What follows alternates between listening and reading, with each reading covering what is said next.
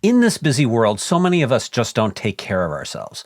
Looking out for our mental well-being is so important, but often neglected. And this is true for adults as well as it is for kids. So today, we are talking with a company that has developed a platform for teaching wellness. So stay tuned.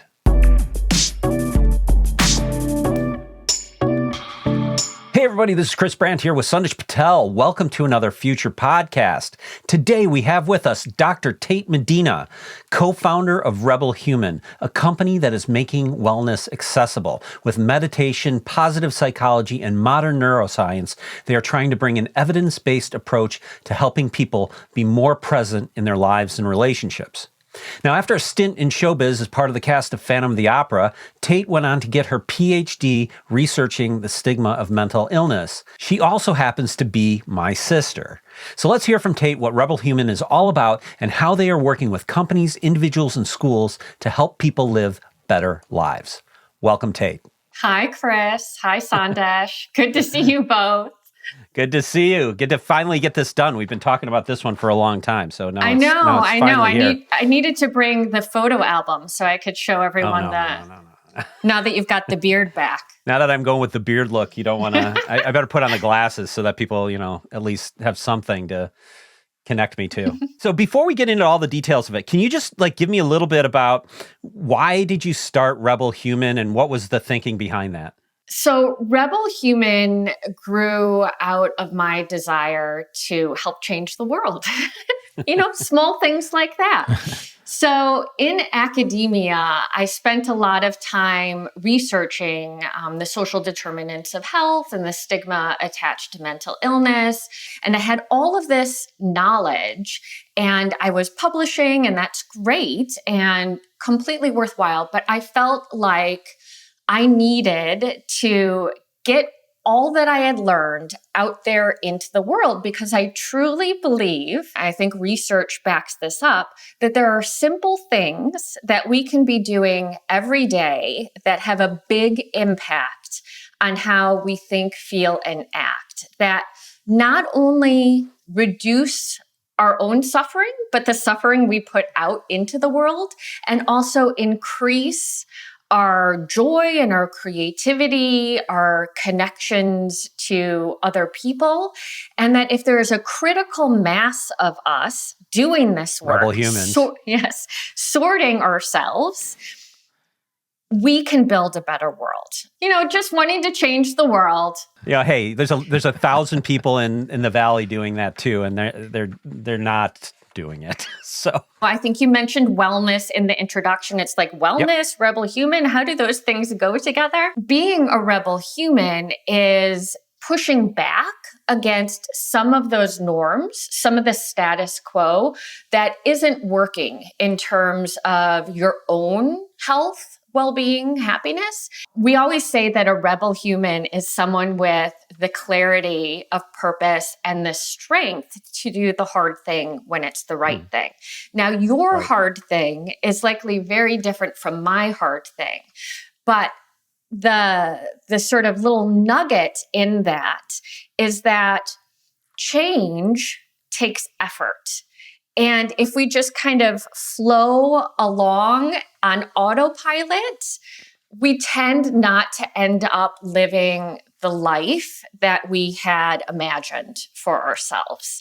So we have to develop resilience, self-awareness, discernment, grit, strength, in order to decide almost in every single moment how we want to show up for our life. It reminds me of the old fire sign theater comment, live it or live with it. Yeah, are you going to, that's a really great way to put it. If you are not liking how things are going, you can accept it or you can change it. Yeah. Both of those are really useful approaches. Because we want to accept the things we cannot change. And then we want to have the strength to change the things we can. And then, this is an old saying, and we want to have the wisdom to know the difference between those two. Right. What is under our control and what's not under our control. Harkens back to Stoicism a bit. A little bit, yes. And there are also things about the brain. So we are also very grounded in modern neuroscience. There are things about the brain that are very counterintuitive. And if we can sort of peel back the veil, lift up the hood, and teach people about how the brain and the systems of their body work, they realize that they have more control over how they show up for their life. I love that name for a few reasons. I'll tell you a quick story. I was watching a podcast with one of those Indian Buddhist type monks, and he was talking about conformism. The point he was trying to make is don't conform to society. Don't conform to what everyone thinks that you should be. Don't conform to somebody else's beliefs just because it's easier. It's easier just to go with the crowd and not say like, hey, wait a minute, there's a problem, right? Actually taking the time to think about it and saying, is this really what is best for me? Or am I just doing this because this is what society and people think? As a sociologist, so that's what my PhD is in, we think a lot about and talk a lot about norms and systems and institutions and culture. And they are these entities that exist in the world and have a big impact on our life. We also have to realize that those things grew out of individuals. They're not going to change on their own. If there's something about the current culture or the current norms that are not working for you or your family or the world, it's not like they're going to change on their own. It's going to require individuals pushing back regularly and being able to creatively reimagine a different way of operating these billions of people who are sharing this planet together. It's a difficult undertaking. And I think sometimes we think that norms and culture and institutions just sort of exist. They're just essential. And we forget that they were constructed by people. In your brain, almost thinking about the counterintuitive aspect of these things. I love that because I think about the ego in those scenarios where there's that voice in my head and it's kind of leading the charge. You know, it's not really how I feel, but the voice in your head has so much power to convince you of things and make you feel you might want to things. get that checked if the voice is telling you to do too many weird things. Well, I mean, I'm here with an expert, right? I feel like, it's just like with meditation. I close my eyes and I try to just focus on one thing and it's impossible. My brain is going in so many directions and sometimes it's kind of embarrassing where my head is going. It's like, why am I feeling like that? Why am I thinking about that? That's so random. Right. But it's a part of the psychology. And I feel like the more and more I learn about the brain, the more I understand the counterintuitive aspect of making decisions when you're thinking about things. One of the aspects of the brain that I find most interesting is that it is a prediction machine. So this is something Chris and I talk a lot about when we're hanging out, at family gatherings. We're like, the brain, it's a prediction machine. There's a lag. Oh my gosh, what are we going to do with this lag? So let me just back up. That doesn't surprise me at all, by the way. So our brains evolved to anticipate our needs and get our bodies ready to meet those needs. It anticipates and readies the systems of our body rather than reacts to a stimulus. So that is very counterintuitive to our experience. Our experience of life is stimulus response. What's happening under the hood is that your brain is predicting what is about to happen and readying the systems of your body to deal with that. Now, how does it do that? It does that based on past experience. The soup you grew up in, everything that you learned from your caregivers, that is the inputs, the raw materials that your brain is using to decide what to do next. And then the brain checks that according to the sensory inputs that are coming in. So it's always predicting, checking. And if there's a mismatch, it updates. That is very counterintuitive. But if we think about a major league baseball player hitting a fastball, that major league baseball player isn't tracking that ball through space. We actually know they start their swing at about the same time that ball is released from the pitcher's hand. Right. So that is an example of the brain predicting. It is impossible for that major league baseball player to track the ball through space and then hit it.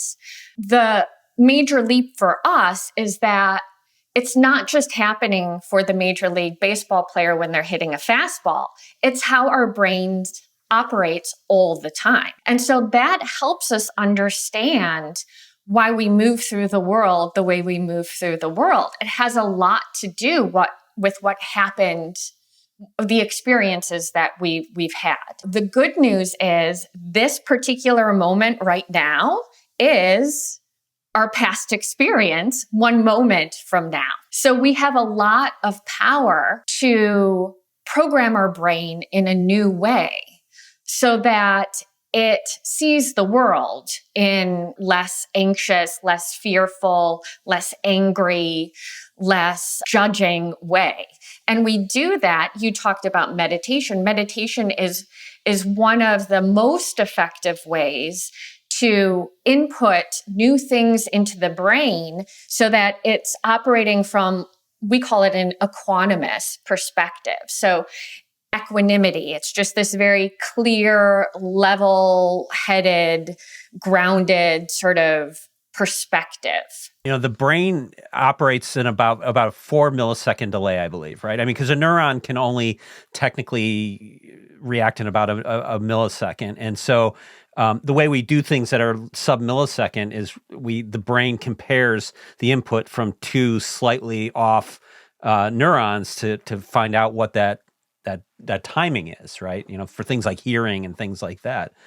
So it's really fascinating that, you know, we don't live in reality. We live in a moment in the past.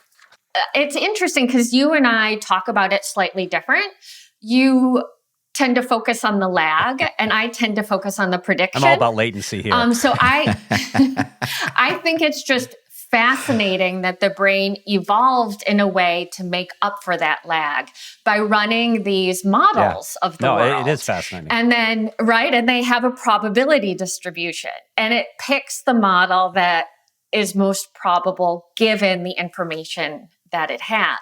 Now, why this is also important in our everyday life is that it helps explain how different people have different experiences of the same thing. Yeah. So I don't know if you've ever experienced this with your spouse or your child Constantly. Or a coworker, where you're in the exact same situation, but you two are having a very different, even physiological reaction to it. My heart could start racing because I am preparing for some threat, whereas you're just calm and cool and just taking in the information.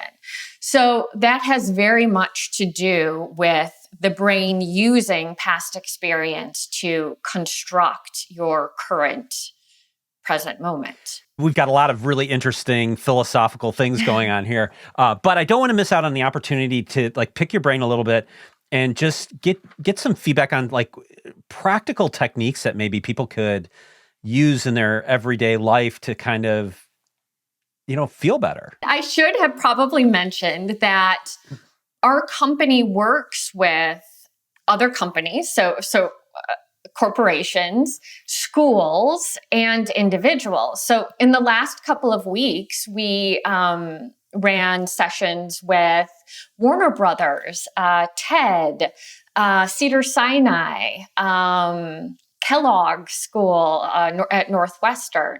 So we help companies, individuals, and schools sort of employ some of these foundational skills. So I know I'm talking at kind of this high level, but our offerings, yes, it includes the science because it is important to understand the why, right. But then we also want to have practical tools, the application. Right. So how are we going to update the human operating system that is the brain so that you can navigate a complicated world with more ease and proficiency? So you're lashing out less so that you are living according to your values more.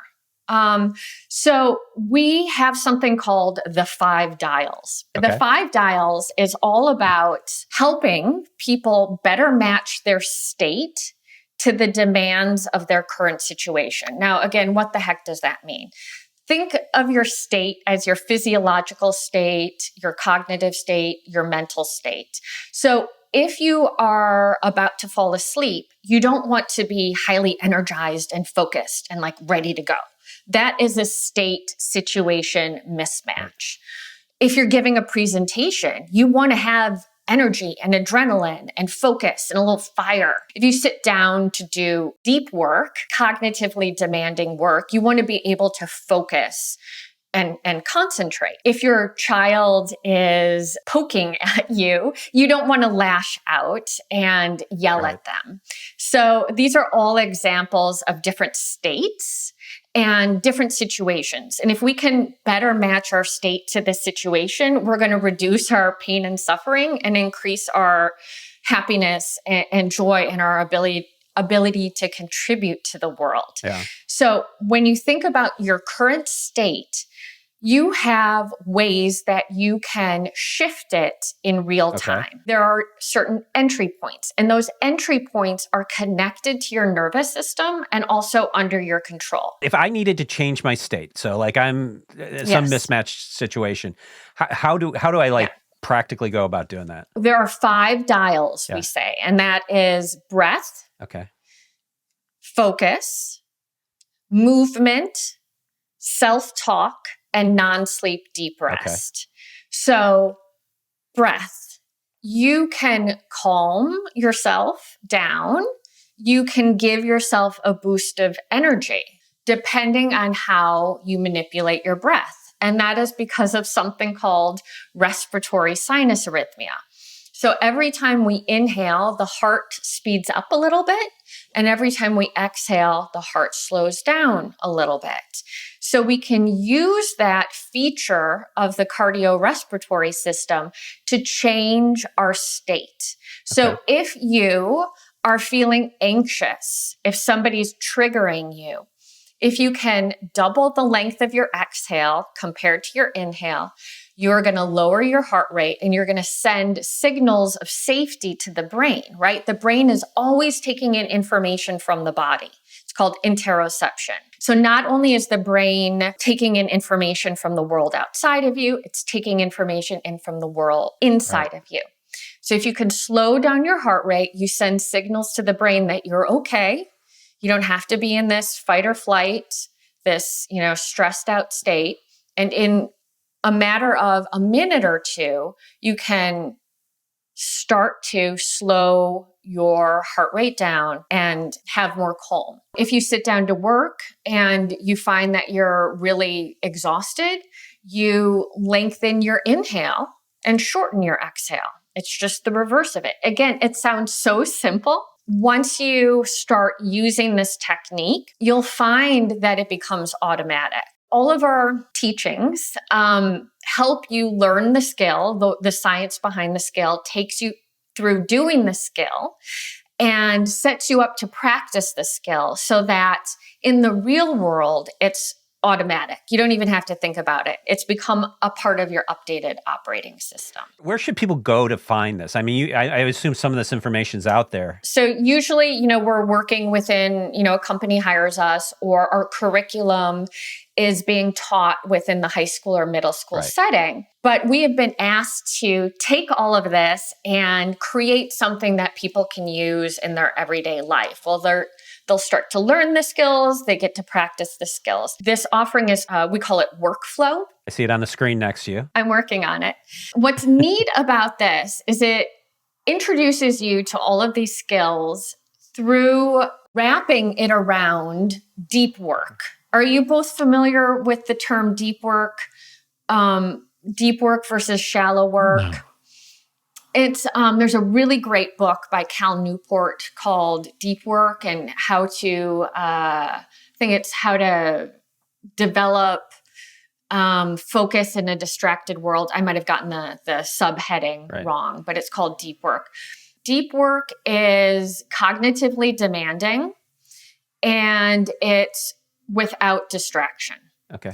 So when you're thinking about, the work that you do, there's shallow work, which is like answering emails and texts, all of those busy work tasks that seem to have grown exponentially over the last decade or so with this frictionless communication we have, Slack, text, email. And then there's deep work.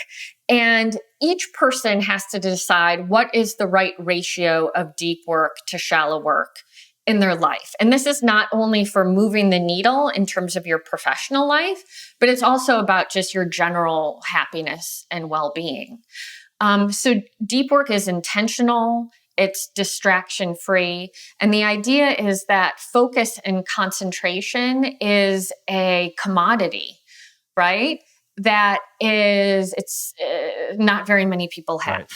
So if you can develop your ability to focus and concentrate, you are going to be setting yourself up,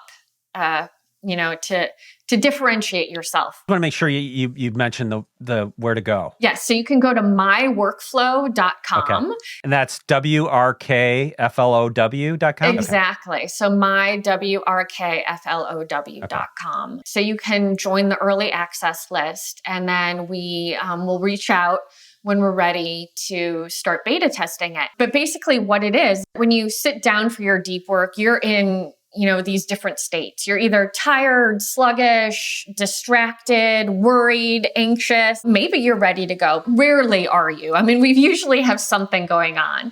So we take you through a little 2 to 3 minute video guided practice, turning the 5 dials that I talked about to get the right mix of neurochemicals going. So you can then head into your deep work session. And then there's a countdown timer that goes.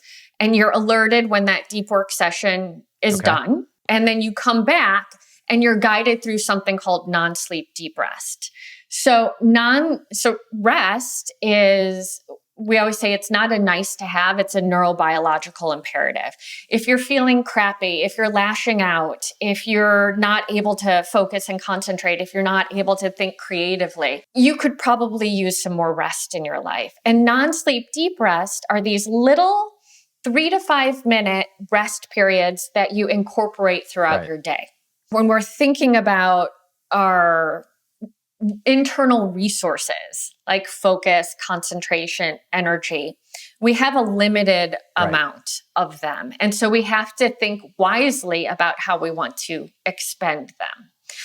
So this whole workflow is about setting you up to build focus and concentration through, being able to change your state, get your neurochemicals, flowing in the right combination, and then always pairing that with non-sleep deep rest. Our culture today is so much like go, go, go, go, go, busy, busy, busy, busy. And I would challenge everyone to think, how much work are they getting done in their day that is really moving the needle?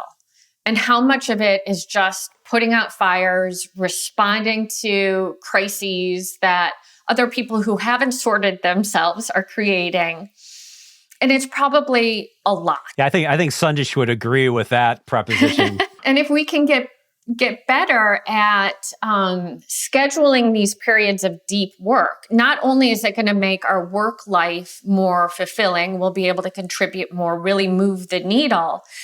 It is also healing, circuitry in the brain. Well, you got to replenish the chemical balance in your brain. I mean, it absolutely utilizes, do. The brain uses an enormous amount of energy. I believe it's the organ in the body that uses the most. The primary job of the brain is managing the systems of the body. So you can think about your brain as managing what is called like a body budget. And anyone who has ever kept track of a budget knows that there are deposits, withdrawals, and investments. So we can help our brain along by making sure that we get rest, get good sleep, get good food, hang out with people who make us feel loved and supportive and warm. And maybe, look out for these unnecessary withdrawals, which would be rumination, worrying, negative thinking, relationships that cause us distress, poor sleep, poor food. I take a lot of withdrawals. That's why my balance is so low. Most of us do. Most of us do. And then when we have enough in the body budget, we can start making investments. So that would be things that are metabolically demanding, but are going to update this operating system in a way that will allow you to move through life with more ease and proficiency. So learning a new skill, learning, a musical instrument, learning a new language, learning even like the five dials, like that's something you can invest in that will update your operating system and unlock these new features. Our brains, our nervous system, it's like a technology. And the technology doesn't have a really intuitive user interface. Yeah. So if we can take a little bit of time to understand how this technology works, we can use it more effectively. So if you're feeling crappy, it's not a moral failing. If you're lashing out at other people, it's not a moral failing. If you're having a hard time changing your behaviors, it's not a moral failing. It's that you just don't have the skill set yet. So if we can empower you with information and super practical tools that you can use every day, you're going to see some big changes. And I know a lot of us want the pill to take, and I'm absolutely for better living through chemistry. I'm very pro Western science, even though I live a lot of my life in these more ancient meditative practices. But a lot of us would truly benefit from doing these small things consistently throughout our day. You're hitting on people's time and how important time is to people. And I think people are figuring that out more these days than ever before. When I think about the world, especially from the professional lives that people have, I think it's going to be more and more important, and it is more and more important to bring these conversations to companies, to the boardroom, to the executive level, to leaders. It's like we need to understand how our employees feel and what's going on with them. There's been the stigma around mental health and all this stuff. It's here. Yes. And so what are you going to do about it? And as leaders, I'm hoping that they actually do understand the psychology of it, that they do take the time to understand that, hey, this person is lashing out, but why is that? Is that because I've asked them to do 16 million reports, and so they have zero time to take care of their family, their kids, their family, their friends, whatever it is? Like, is it too much? Because you only have 168 hours in a week, but yet in our culture, we try to stack up as much as we can in that 168, and sometimes or often we're signing up for 180 hours.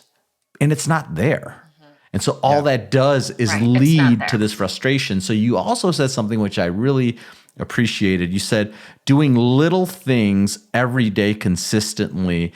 I think that is a huge message. Lead to big results. Exactly. Yeah.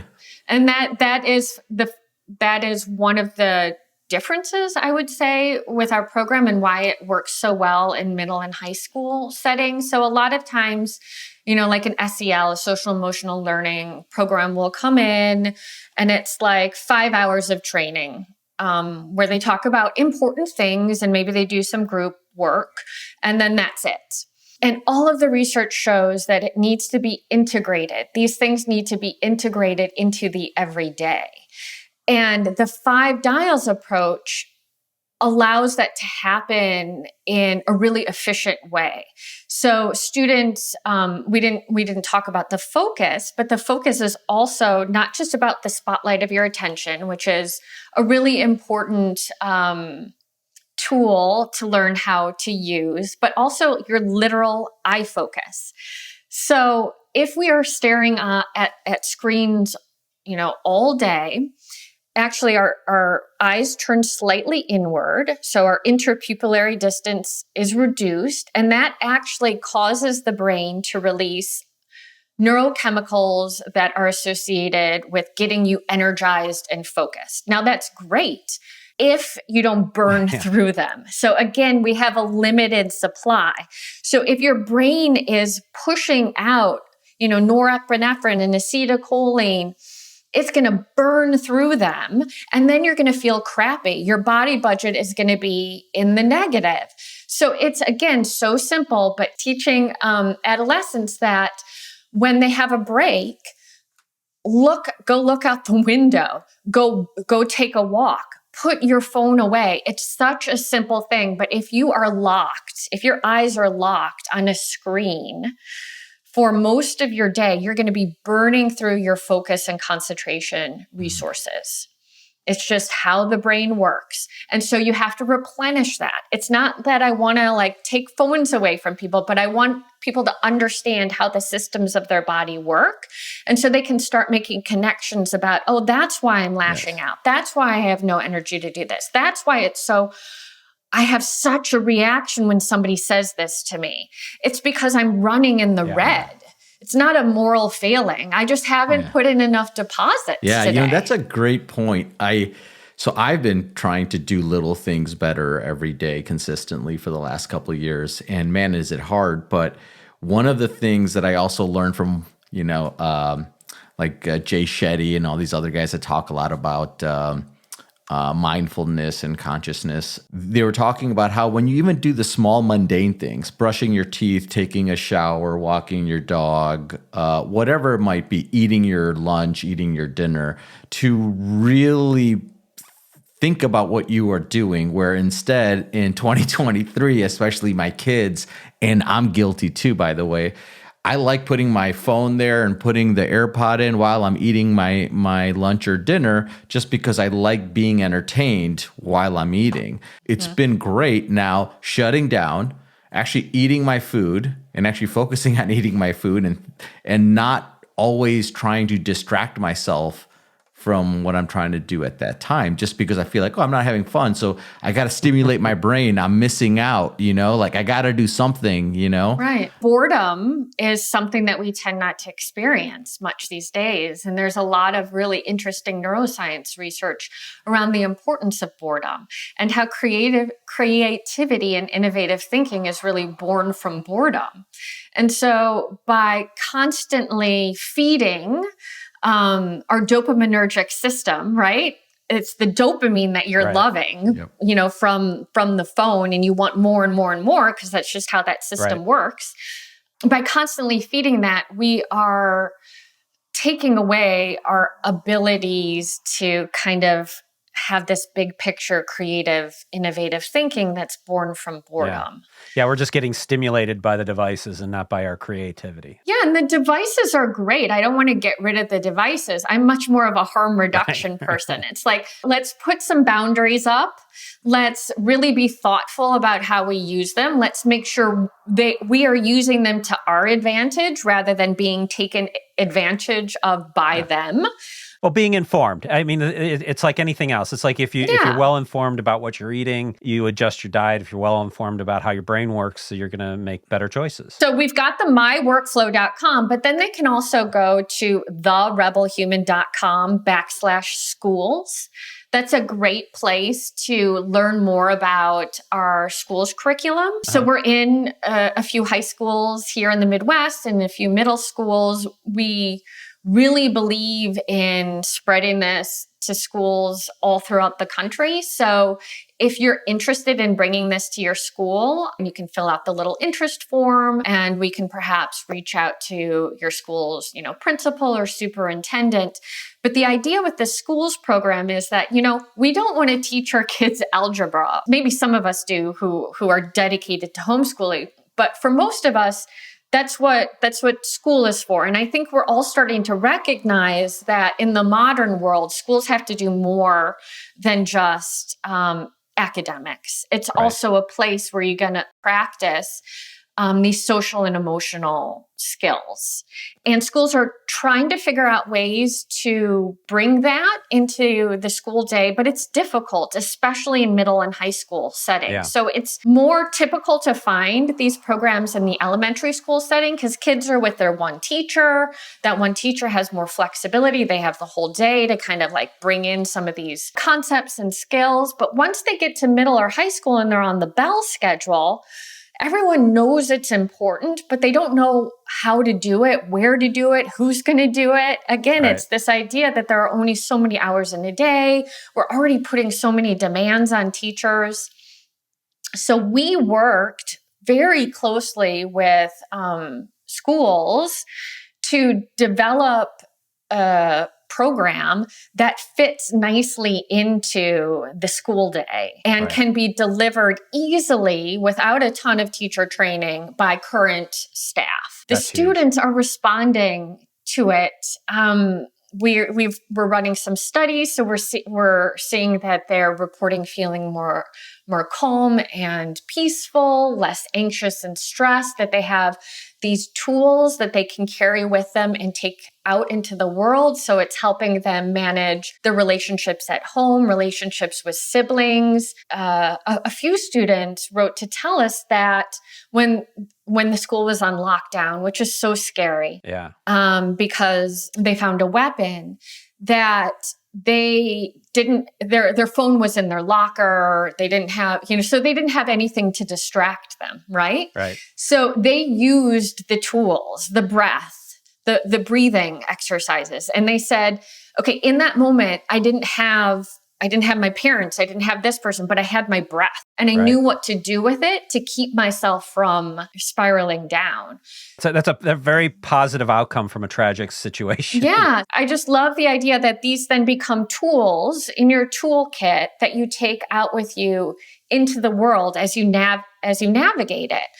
The world is complicated and it's only getting more and more complicated. And we have this opportunity to develop these like 21st century skills or soft skills or social and emotional learning skills in middle and high school settings. We really feel like we've cracked the code on how to do that in a way that works with the school's existing resources. I assume what's next for you? You got workflow coming out. You're going to do more school stuff. Yeah, super excited about the workflow launch and the beta testing of that because, again, I want to change the world. I want to change corporate culture. I want to change the way people work.